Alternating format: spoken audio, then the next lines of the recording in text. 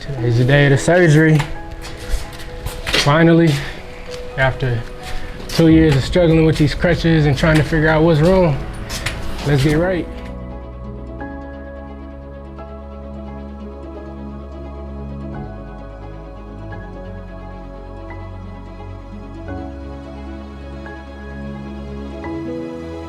I hope that's not the floor, because they told me the floor. Yeah, top floor. Penthouse type vibes. Penthouse.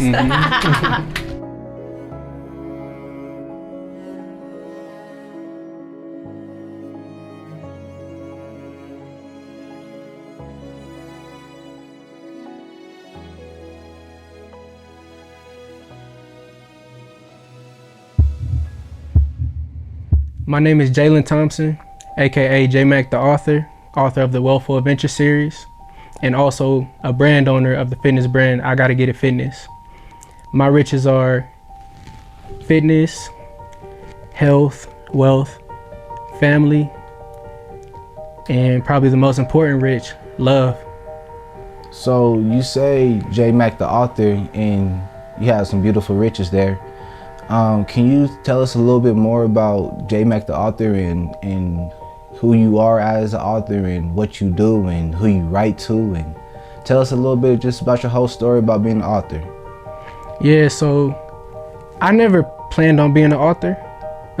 It's kind of one of those things that I was just reading up on books, coming up with ideas on how to make passive income, and book royalties was on that list, and I just happened to become an author that day. Just wrote a kid's book, taking all the financial lessons I had learned and just making it rhyme, simplifying it to where kids could understand it.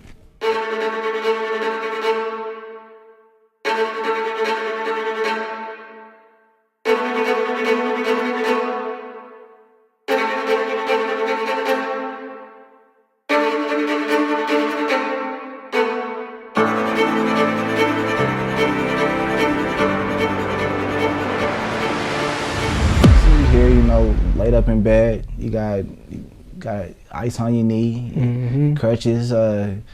Can you tell us a little bit about this story and how that may have helped you find riches in life and what you want to do in life, and how this could have inspired you or could have had you on a downhill slope? Can you just explain to us on that whole process of your journey? Yeah, so fitness, that's my first dream, my first passion. And it started with basketball, playing basketball my whole life and football in high school. So I've always been into athletics. And once basketball was over and I couldn't play pro, I found a love for fitness, calisthenics, weightlifting, things like that. And, I was doing too much, working out 5 to 6, 7 times a week, not giving myself enough time to recover, which led to what started as a small overuse injury, and then over time it just got worse and worse. So I would think it would get better, then I would go out, work out, injure it more, and that's just been the cycle for the past 2 years. So today, finally had my surgery done. There was a defect in the bone, I think they said, so they did a microfracture for that, so that should be able to heal up, get some new cartilage growing in. And then there was scar tissue, which really limited my range of motion. And so every time I would do too much with the range of motion, that scar tissue or just something in there was causing swelling, and that's why I was up and down, progress, setbacks. But one thing that really did for me was just work on my mental. Because working out, I learned it was a coping mechanism for me. At first, I thought it was just something I loved to do. It was fun, which it is. But any problems I had mentally, emotionally, I just go to the weight room. And so when I couldn't do that, I had to really sit with myself and actually heal from the things I was going through. And so that gave me time I started reading a lot of books. I went to therapy and just really worked on my mental. And I see how this has shown me how temporary, the physical is. Because whether it be getting older, whether it be an injury, more than likely most of us, if we're blessed enough to live long enough, will deal with physical impairments. But it made me work on my mind so much that I got to the point where, as hard as it was physically, I had healed from a lot of the things I was going through, and it's just made this journey a lot easier.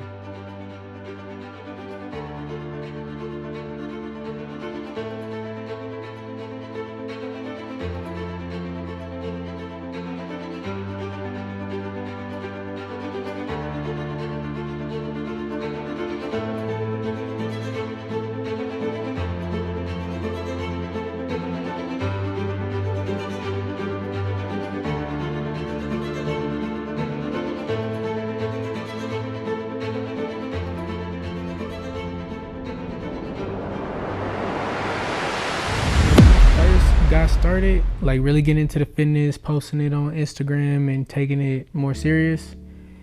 I was working at Southwest at the time, so I was traveling a lot, just being able to travel for free. So that was cool when me and you were able to just shoot videos, and we went to Oregon, shot videos, Florida. So that was real cool to just be able to travel and just work out. Like, if I had things my way, that would probably be how I live my life for the most part. So yeah, it was cool to be able to do that. Through those journeys, what else did you learn from traveling outside of the working out part?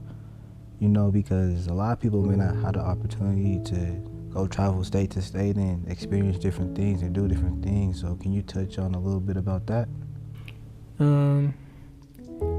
I think one really big moment for me that I'll never forget is when we were on the beach in Cali, and we were just going through some things with the family where we had just lost somebody, and as hard as it was grieving, I had like that thought in the back of my mind of us losing him and things like that. But in the same moment, I was able to like look over the ocean, and it just was like I don't know if they call that a paradox, if that's how you say it, or paradigm, but just seeing the two sides of life, how beautiful and ugly it could be, to have that thought in my mind of just the grief and the hurt of losing that family member, but looking over the ocean and just seeing how beautiful, the world is. And so it was just I think that just was a moment that showed me, like, no matter how ugly life gets, like, you can always find beauty in it. So we touched on how you moved on from working out because of your injury, which helped you create your first children's book. Can we go into a little bit more details about your book? And we see there's 3 of them over there. Can you just break them down a little bit more and explain what they're all about? Okay, so the first one I wrote, we'll go in order. So the book series is called the Wealthful Adventure series.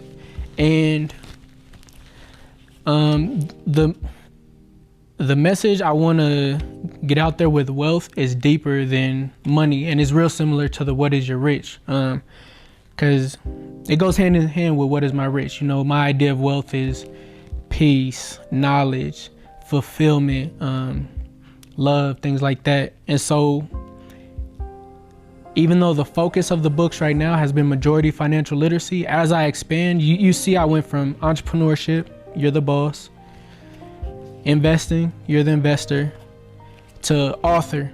And so as I continue with the books, I can make books on, continue finances, whether that be credit or taxes, but also go in the realms of like mental health, nutrition, just overall well-being. When a child opens up your book, what is it that the book is breaking down Can you break down the author? Because that's the book you have in front of you right now. So this one, like I said, not so much financial literacy, but in my mind, I say lay out all the opportunities for the kids and let them pick. So this is just one that can inspire them to become an author. And even outside of becoming an author, it can inspire them to just be themselves and create what brings fulfillment to them. So let me go to the page. Can you hold the book up for us a little bit more? So like this bar right here, it says, you can write about your interests or something you love. And you can tell it's a piece of me in these books by, the basketball and everything, a little bit of my history that I put inside these books. But you can write about your interests or something you love. You can write a story that's completely made up. And as we keep going, this part right here, and this can apply to anything, whatever you're doing, whether it's writing a book, whatever your passion is, honor yourself, create from the heart. That way you'll get the most fulfillment from your art. And I was real hesitant to write this book because it was Wealthful Adventures and it was financial literacy. But following this rule myself, I was like, let me go ahead and take a chance and step outside of that financial literacy. And like I said, now I'll be doing books on a lot more than just finances. I did a little bit of digging myself through your book, and I felt like you missed some of the most valuable points about the book, and that's the end with the activity section where the kids use different games with the words they just read about, and I think that's something huge. No, that's a fact. And that's one thing I always forget, even when I'm talking about it on social media. I never really talk about the games and activities. And with these ideas being more complex, of course I simplified it, made it rhyme and made it fun for the kids. But ideas like investing, passive income, real estate, entrepreneurship, those aren't things that'll just come naturally to kids. So repetition is what will help these ideas stick and help kids apply them in the future. So there's things like word searches with those words like businesses, funds, investors, stocks, crossword puzzles, same principle that has the definitions of some of those words. And of course they can read it in the book, but as they play these games and activities more, it'll really help those concepts stick with them. Now, shifting away from your book, to wrap this up, what are some words of advice, wisdom, knowledge that you want to share out to the people, kids, adults, whoever? What are your words of wisdom? I would say just don't box yourself in, whether it's you working a job or just anything in life that's not making you happy and you feeling stuck, trapped in it. It's never too late to change. I feel like the way society is set up is like once you're 25, you gotta be locked in. You gotta know what you're doing. You gotta know your career. You talking about getting married, but I feel like there's no rush on those things. Like, especially finding yourself in your interests. You have people that are like 80 years old that don't find their love and passion. So if you're not happy, if you're not fulfilled, it's never too late to start something new or just find your passion or pursue your passion.